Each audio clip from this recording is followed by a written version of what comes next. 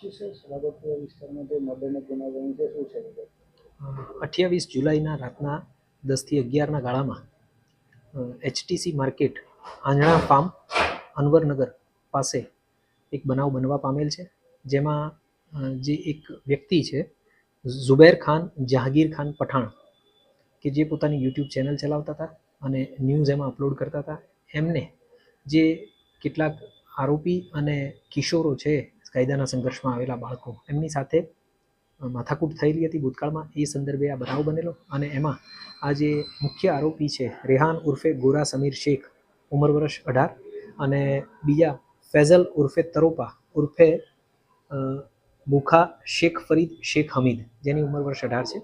આ બંને મુખ્ય આરોપી અને એની સાથે અન્ય 7 જેટલા કાયદાના સંઘર્ષમાં આવેલા કિશોરો છે એમણે હુમલો કર્યો અને હુમલા કરી અને તીક્ષ્ણ ઘા માર્યા, જેના કારણે આ ઝુબેર ખાન જે છે એમનું અવસાન થયેલ હતું. આ જે આરોપીઓ છે એમને તાત્કાલિક અસરથી ડી સ્ટાફ અને હ્યુમન રિસોર્સના માહિતી મેળવી અને અરેસ્ટ કરવામાં આવેલા છે અને એમના રિમાન્ડ પણ મેળવવામાં આવેલા છે અને જે કાયદાના સંઘર્ષમાં આવેલા કિશોરો છે એમની પણ પૂછપરછ કરવામાં આવેલી હતી. ટોટલ આરોપી શું છે ને જે આરોપી ને વિક્ટિમની વચ્ચે સંબંધ શું છે, કયા વિક્ટિમને કરે?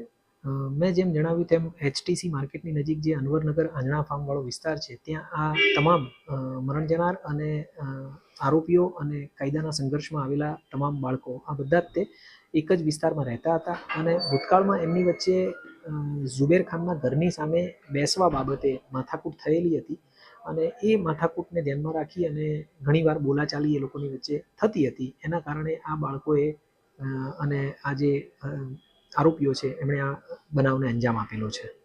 સર, આરોપીઓ શું કરે છે ને જે વિક્ટિમ છે શું કરે છે?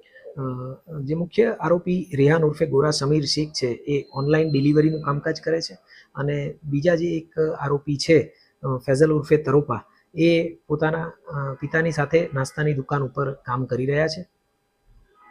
સર, આરોપી જે છે એટલું તો શું હતું જે 10 થી 12 ગાવા માર્યો છે એનો વિશે શું છે?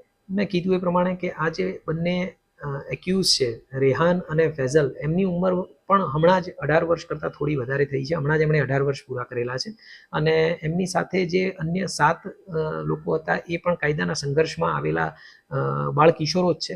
તો આ લોકોએ અણસમજના કારણે અથવા ગુસ્સાના કારણે જે એમની વચ્ચે બોલાચાલી થતી હતી ઝુબેર ખાન સાથે, એના કારણે થઈ અને આ ઘટનાને અંજામ આપેલો છે.